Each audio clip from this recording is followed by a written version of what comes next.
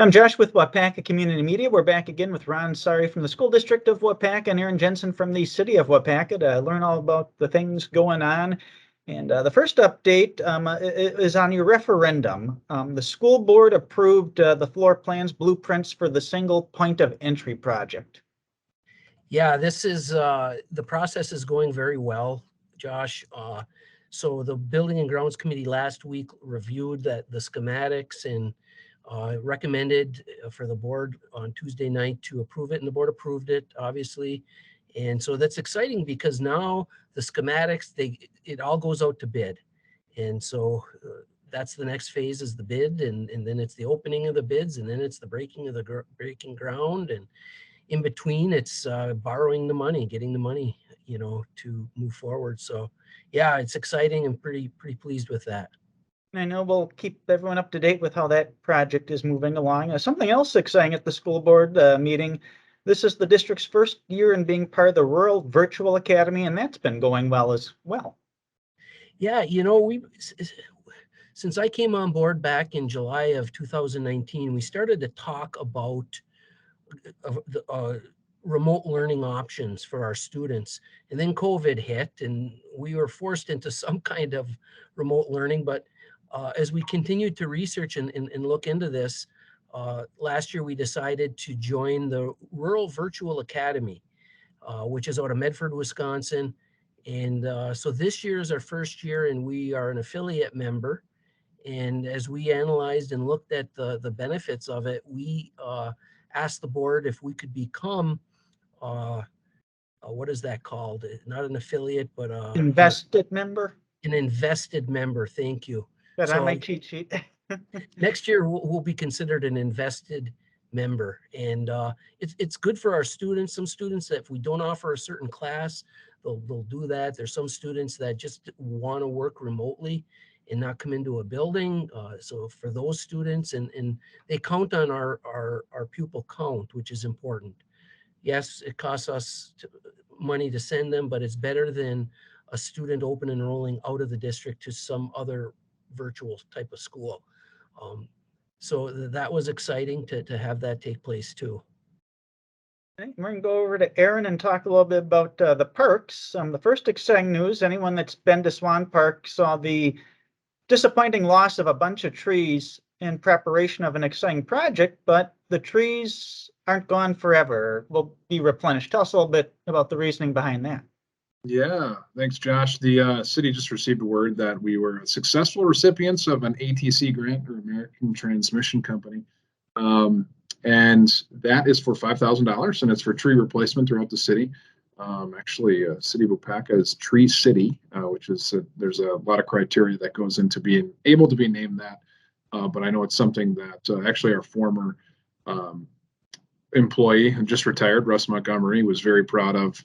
He did a lot of work when he was with the Parks Department and as a facility superintendent, and I believe is the one that wrote for this grant successfully.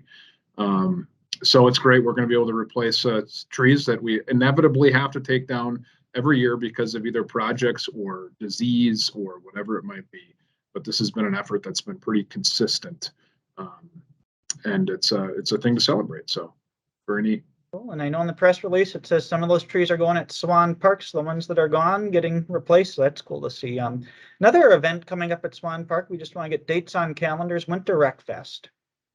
Yeah, Winter Rec Fest is happening. What is that? The first weekend in February, Josh, or the second? Let me look. I got the calendar in front of me. It is Saturday, February 11th, the second Saturday.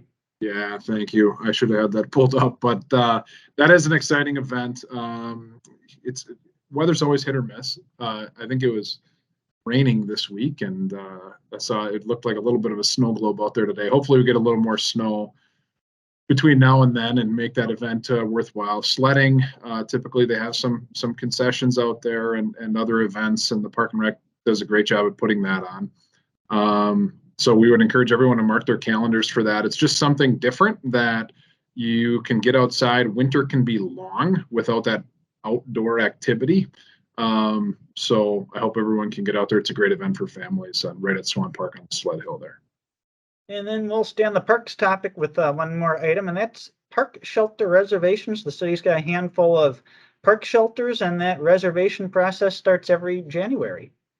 It does, and they book up very, very fast. I think our park system is something that a lot of the people in the city are really proud of. Certainly, our staff does a fantastic job of maintaining them to high standards. And we have a number of shelters that can be reserved. So if you have a get together or a party or a family event that you don't want to mess up your house or prepare for a week to have your house messed up in a couple hours, we'd encourage you to rent one of our awesome shelters. So get to the Park and Rec, the Recreation Center, and get on the list, because they will go quickly, especially if you're looking at Fridays and Saturdays. How much does it cost, Aaron, to rent? Do you remember? If you're a resident, I believe it's $60. If you're a non-resident, I believe it's $80. At least it used to be when I was a Park and Rec director. So if it's around there. Per hour or per day or? That's day. per day, so very Oh. affordable. Nice. So yeah, if you rent it, you have it for that day. Nice.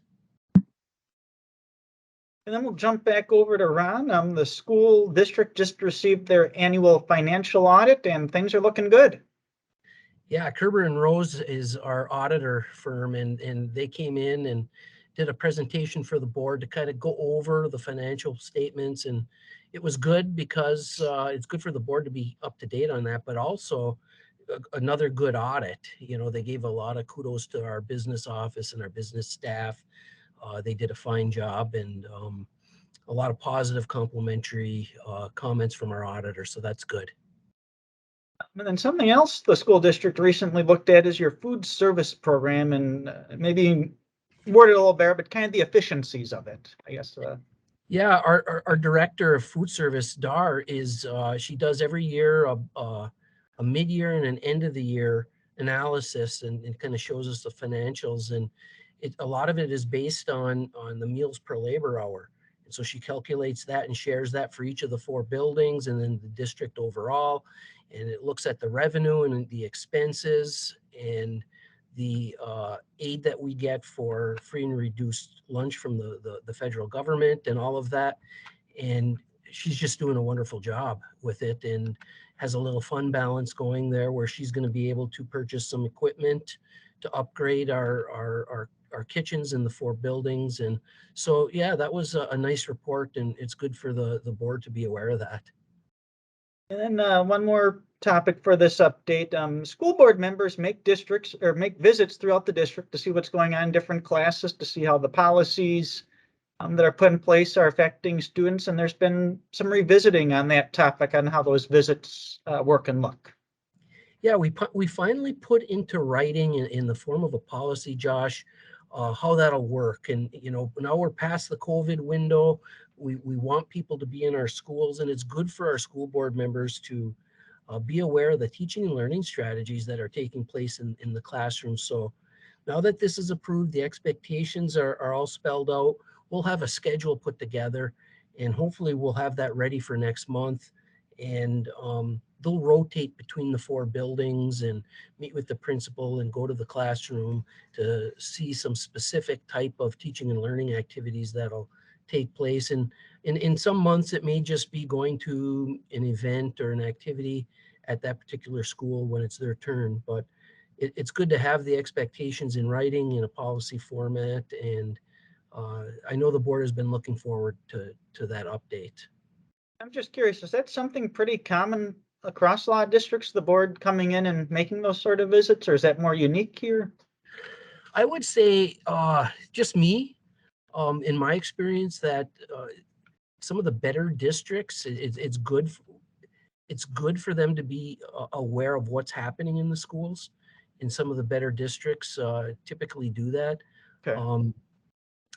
The key, the key is to help them know that the policies that they're putting into place and the strategic plan that we have in place, how is that being implemented in the different areas of our district? And when it comes to the teaching and the learning piece, for them to go in and to see that type of instruction that we're working on with our target-based approach. And when they go into a classroom, they're going to see the success criteria and the targets written right on the chalkboard or the whiteboard. Teaching has changed in the last 20 years is different than when we were in school. And so it's nice for them to be able to get in and see the kids learning and the teachers teaching. Very cool. Thanks. Well, Ron, Aaron, appreciate the time to get the community up to date. Lots of neat things going on, lots of good news with some of the recent topics at the school, and we will talk again soon.